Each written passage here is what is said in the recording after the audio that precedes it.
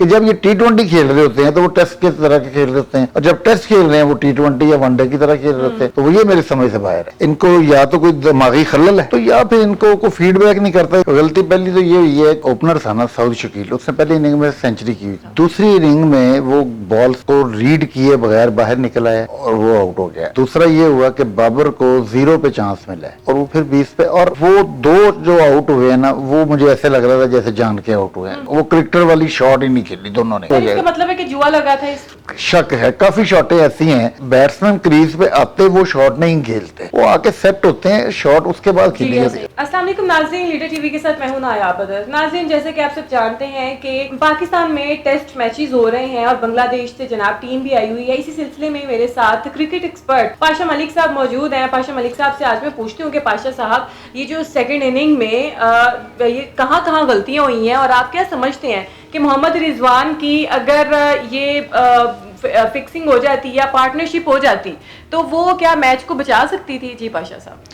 गलती पहली तो ये हुई है कि जो हमारा ओपनर था ना साउद शकील, उसने पहली इनिंग में सेंचुरी की हुई थी।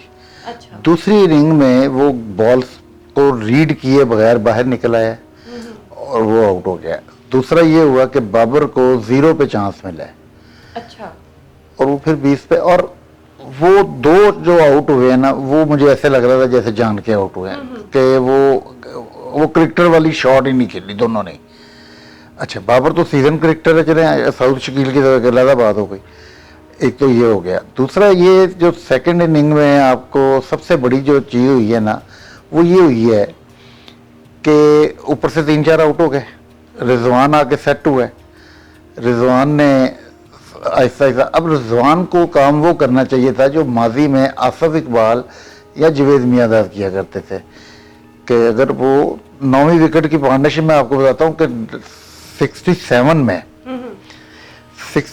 में ओवल में 9वीं विकेट की पार्टनरशिप जो थी वो इंतखाब आलम और आसिफ इकबाल की थी। अच्छा। और ये 190 स्कोर बना था। होता ये है कि जब टेल एंडर आ जाते हैं ना, तो जो मेन बैट्समैन होता है ना, उसको ये होता है कि 4 गेंद खेल के 5वें पे सिंगल ले ले ताकि अगला ओवर फिर वो पूरा खेले और साथ साथ स्कोर बोर्ड भी चलता रहे। तो रिजवान ने वो तरीका नहीं किया कि जो, और ये जो प्योर बैट्समैन है ना और जो टीम के लिए खेलते हैं वो ये करते हैं। मियांदाद बेशुमार दफा तौसीफ के साथ उसने शारजा कप में नहीं छक्का मारा था एंड पे, तो तौसीफ था। अगर तौसीफ आउट हो जाता तो पाकिस्तान का मैच हार गया हुआ था। उसने तौसीफ को आगे नहीं आने दिया था। सो इसने क्या किया, इसने एक तो ऊपर से आउट हो गए हुए थे, फिर नीचे जो टेल एंडर थे ये खुद एक्सपोज करता था। कई इसने सिंगल जो है दूसरी गेंद पे ले लिए हुए। तो मैं नहीं समझता कि वो उसने कोई रिजवान ने अच्छी इनिंग खेल ली है।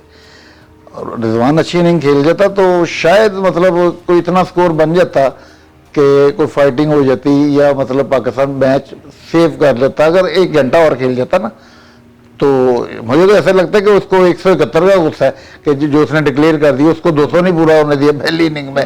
तो शायद उस गुस्से में वो, क्योंकि वो बार बार फिर वही मैं कहूँगा कि वो सिकंदर बख्श की बात को रूल आउट नहीं किया जा सकता कि उसने पहले ही कह दिया था कि ये 50 के बाद आउट हो जाएगा। इसका मतलब है कि जुआ लगा था इस पे भी। मुझे इसको रूल आउट नहीं कर सकता, और मुझे इस पे शक है। काफ़ी शॉटें ऐसी हैं, जैसे साउद शकील आउट हुआ है, वो अब बैट्समैन क्रीज पे आते वो शॉट नहीं खेलते, वो आके सेट होते हैं शॉट, उसके बाद खेली जाती है। और शॉट बैट्समैन जब सेट होता है उसके बाद ऑटोमेटिकली उसके लगती हैं।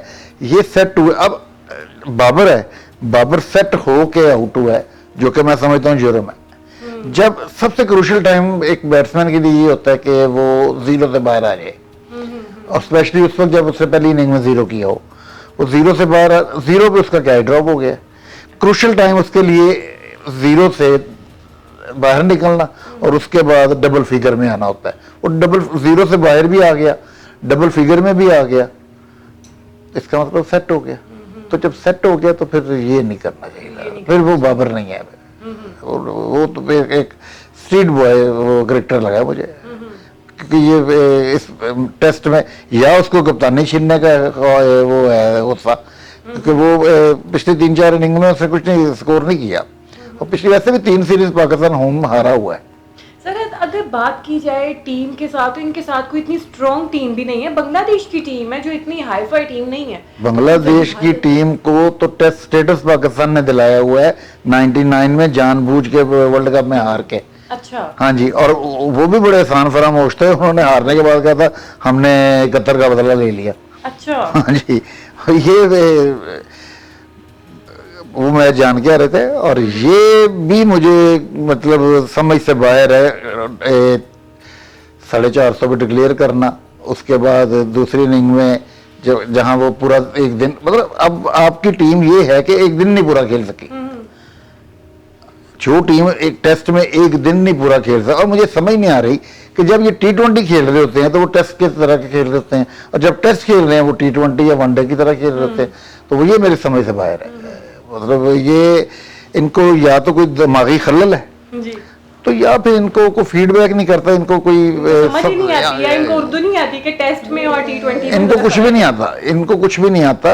ये जब तक नहीं ठीक होंगे, जब आपकी क्लबें खत्म हो गई हैं, आपकी ग्राउंडें खत्म हो गई हुई हैं, आपको स्पॉन्सर जो है वो गिने चुने, अब जो सबसे बड़ा स्पॉन्सर है वो बैंक गल्फ है PCB का, तो बैंक गल्फा का जो हेड कर रहा है उसका बेटा कप्तान बना दिया, कैप्टन बना। और वो पिछली 2-3 साल की परफॉर्मेंस है, वो डिजर्व ही नहीं करता टीम में आए, और उसको कैप्टन बनाया हुआ। लेकिन सर फिर ये फेवरेटिज्म है ना?